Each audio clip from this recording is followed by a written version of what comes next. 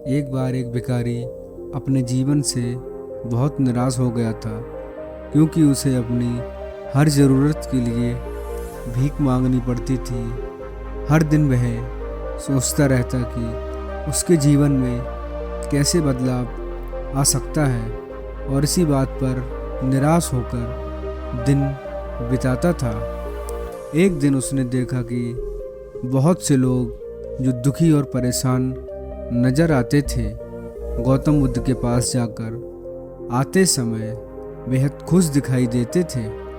यह देखकर भिखारी सोच में पड़ गया कि आखिरकार गौतम बुद्ध उनके साथ ऐसा क्या करते हैं जो लोग वहाँ से इतने खुश होकर लौटते हैं। एक दिन उसने तय किया कि वह भी बुद्ध से मिलेगा और देखेगा कि वहाँ ऐसा क्या हो रहा है। जब वह बुद्ध के पास पहुँचा तो वहाँ लोगों की लंबी लाइन लगी थी। भिखारी भी लाइन में लग गया और अपनी बारी का इंतज़ार करने लगा। जब उसकी बारी आई तो उसने बुद्ध से कहा, बुद्ध, मैं बहुत गरीब हूँ, मेरे पास कुछ भी नहीं है। मुझे तो अपने जीवन जीने के लिए दूसरों से भीख मांगनी पड़ती है।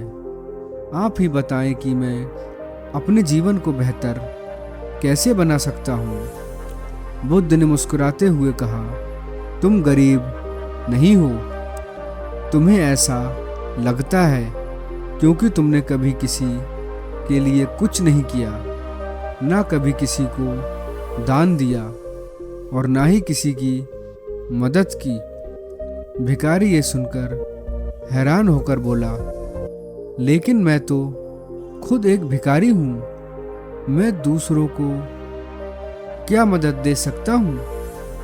बुद्ध ने उसे समझाते हुए कहा, तुम्हारे पास हाथ हैं जिनसे तुम दूसरों की सेवा कर सकते हो, तुम्हारे पास मुंह है जिससे तुम दूसरों से अच्छी बातें कर सकते हो और उनका हौसला बढ़ा सकते हो। दान सिर्फ पैसे का नहीं होता, हम शिक्षा का दान भी कर सकते हैं, भोजन का दान भी कर सकते हैं और अच्छे विचारों का भी दान कर सकते हैं।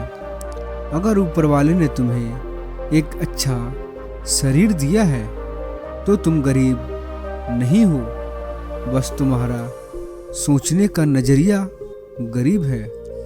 तुम्हें इस सोच को बदलकर दूसरों की भलाई में लगाना चाहिए। बुद्ध की ये बात सुनकर भिखारी को समझ आया कि उसकी असली गरीबी उसके सोचने का तरीका था और वह बहुत खुश हो गया। उसने वहीं बुद्ध के सामने यह तय किया कि अब से वह भीख नहीं मांगेगा और लोगों के लिए कुछ अच्छा करेगा। इस कहानी से हमें यह सीख मिलती है कि गरीबी सिर्फ धन की कमी नहीं होती। अगर हमारा शरीर ठीक है और हम दूसरों की मदद कर सकते हैं तो हम असल में गरीब नहीं हैं। दान केवल पैसे का नहीं होता, बल्कि हम शिक्षा, भोजन और अच्छे विचारों का दान करके भी समाज की सेवा कर सकते हैं। अगर ये कहानी आपको पसंद आई हो तो इसे अपने दोस्तों और परिवार के साथ शेयर करें। हो सकता है ये कहानी किसी और को भी प्रेरित कर सके।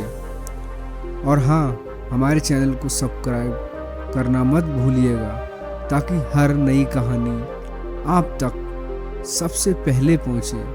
नमो बुद्धाय।